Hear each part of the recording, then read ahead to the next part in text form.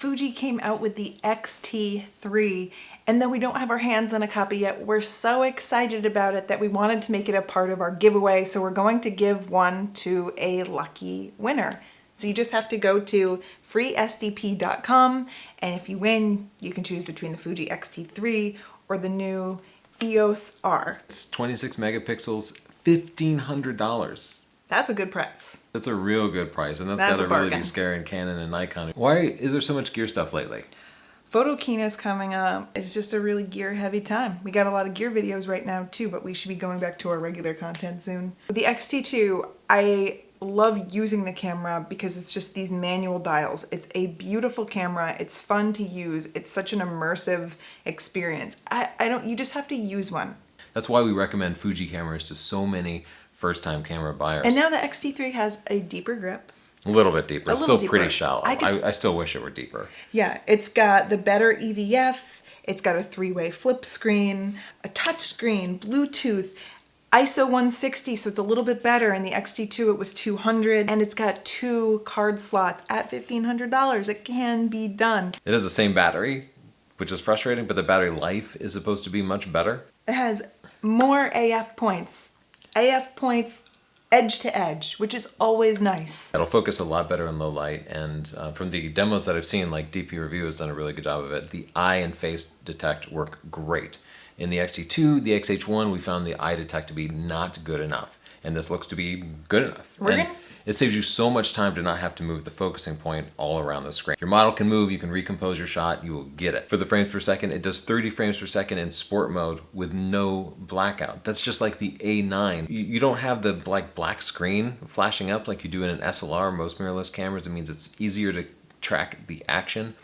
It does have a crop though. It drops to 16 megapixels, like a 1.25 times crop. Yeah. But for sports, 16 megapixels is usually okay, and that extra crop can actually be helpful because usually you're at the end of your telephoto. Anyway, full width, it'll shoot 20 frames per second with an electronic shutter, which means you could have some rolling shutter artifacts. That's usually not ideal. Usually you want to be using the mechanical shutter, but the rolling shutter artifacts are greatly reduced, so I think we'll test it out, but I think it should be usable for sports.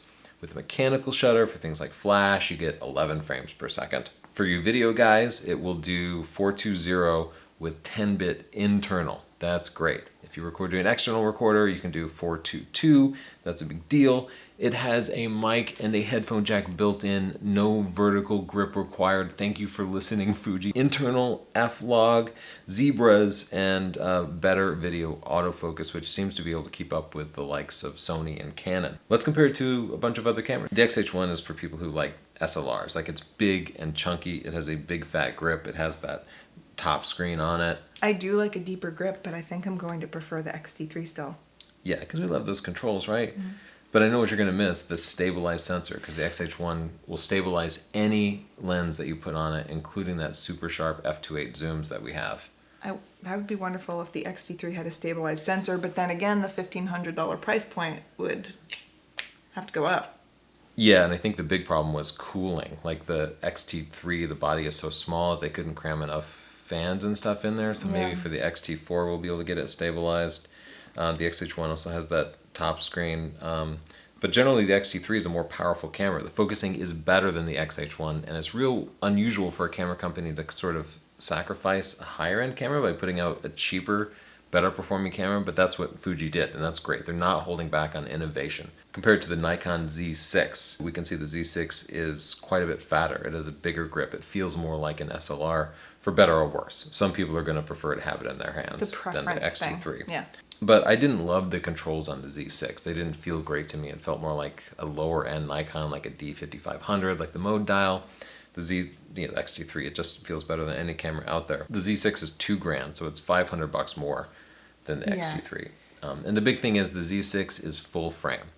That means the sensor is more than twice as big. That means, you know, at ISO 800, you can expect the Z6 to have half as much noise. We'll do full tests, but they're not going to break the laws of physics with the X-T3, so that's probably what it's going to be. For the Z6, the video is also 4K 30p versus 4K 60p in the X-T3.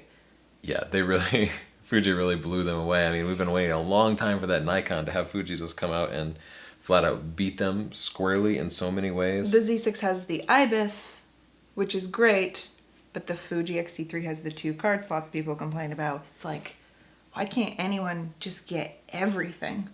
I know, right? But yeah, 2 card slots in the $1,500 camera, 1 in the $2,000 camera, or even in the $3,400 Z7, 1 card slot. So thank you, Fuji. The Fuji also has blackout free mode for things like sports, but the Nikon has the adaptability of the full selection of Nikon lenses, so things like fast f2.8 primes that'll let you get way more background blur than you could with Fuji and their APS-C lenses.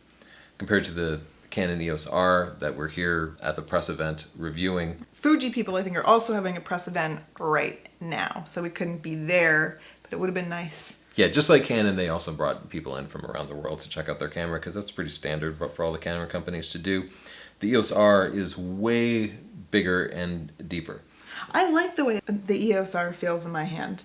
I actually think it's one of my favorite cameras to hold, like of all time. And it's got a similar feel, I'll say, to the Fuji in the way that it's more fun to use. For one thing I noticed for Canon users, I don't think you're going to jump into that camera and have it feel natural. There's a bit of a learning curve there, but it is fun. It is more of a manual feel. Pretty complicated controls, highly customizable, but I think overall positive experience, pretty similar to a Fuji feel.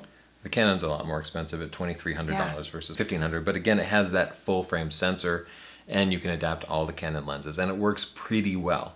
But from what I've seen, the focusing is not going to be as fast as the Fuji. Well, the Canon has eye detect autofocus. It's only with single autofocus mode, and we found it to be kind of inconsistent. From what I've seen of the Fuji, it's better, but we will compare them side by side because I think they're really good competitors. The Canon will probably have better battery life because it uses the full DSLR Canon batteries. The Canon has that flippy screen. The Fuji just tilts up and down. I really like the flippy screen because that's what we're filming on now, is the flippy screen, because we need to be able to see ourselves. If you do video, that's like, it's just a requirement. Well, if you're filming yourself when you're doing video, Yeah, but the Fuji X-T3 has more dials. It can do slow-mo at 1080. It can do 120 frames per second. It does that blackout free mode. And of course, it's got the 2 SD cards, a requirement for many pros and a whole lot of amateurs too. I feel like people either care about that or they don't. I've seen the 2 camps. Some people are saying, why does it matter? I don't care. I've never had a card fail. And some people are saying, I cannot do the work that I do and not be able to know that I'm backed up and I'm safe with 2 card slots. I had a card fail while we were out with the Canon today. Like, it flaked out and then it started working again, but it definitely made my heart race that I might lose a whole day's worth of shooting. The wedding photographers that we know will not take that risk, Here's a camera with 2 card slots, the Sony a7 III at $2,000. The Sony really underpriced this camera, and this is the biggest competition to the X-T3, I think. Has the deeper grip, which a lot of people are going to insist on. But the Sony a7 III doesn't have the soul of the Fuji, don't you think? It's not fun to use. It doesn't feel as good in the hands. Yeah, but it works so well that it's almost shocking. Like, it just seemed too easy to be true when we were tracking subjects. But I agree, the Fuji, I think, is still a very fun, manual feeling camera. I think it's a bit of a more joyful experience. But the Sony is like, damn, I know I nailed that shot.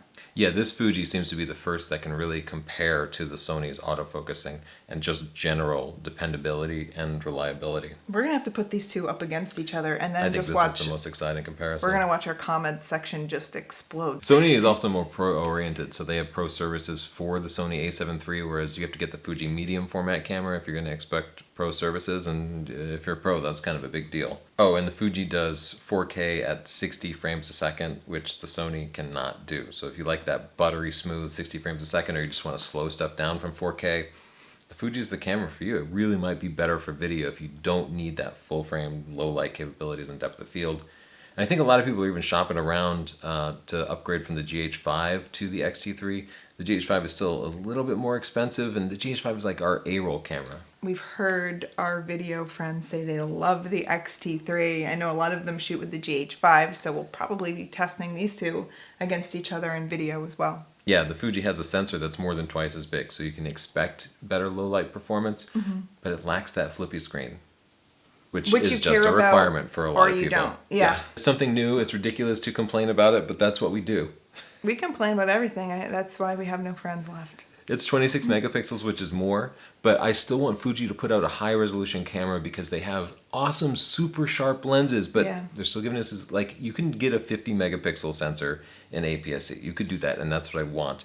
And if nothing else, give me an upgrade path so that you can have the X-T3 and a high resolution camera. There's no sensor stabilization. That's a really big deal. That's the main reason I stopped shooting with the X-T2 is the lenses are super sharp, but that means that you're going to show camera shake a lot, and my favorite f2.8 zoom is not stabilized, and most of the primes are not stabilized. The XH1 is great that way and just generally produces better results, just in a less joyful package. I can't believe they're still using the same battery that everybody complains about.